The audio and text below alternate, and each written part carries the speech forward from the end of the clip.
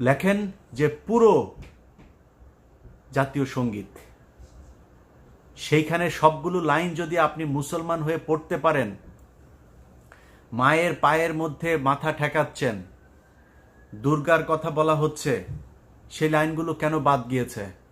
সেই লাইন বাদ আমি দিতে চাই না। আপনি যদি জাতীয় সঙ্গীত হিসাবে এটাকে চালাইতে চান, আমি পুরাটা পড়তে চাই, দেখি আমার দেশের মুসলমান সেটা পড়তে পারে কিনা। সেটাকে কৌশলে বাদ দিয়ে তারপরে তার সেই দুর্গাকে লেখা সেই কবিতাকে আপনার আমাদের জাতীয় সঙ্গীত হিসাবে চালিয়ে দেওয়া হচ্ছে। আমি যদি মিথ্যা বলি, গুগল করে তারপরে চেক করে নেন। ওইটাও বাদ দিলাম। সেই গান আপনি দিয়ে দিলেন আমার সুর করে, তারপরে জাতীয় সঙ্গীত হিসাবে তারে নাইরে গাওয়ার জন্য। তো এই তারে নারে গানের যে সুরটা, সেই সুরটা কার লেখা? আমার এই ভিডিওটা, আমার এই কথাটা এই মুহূর্তে যিনি শুনছেন, আমার মনে হয় আমার ভিডিও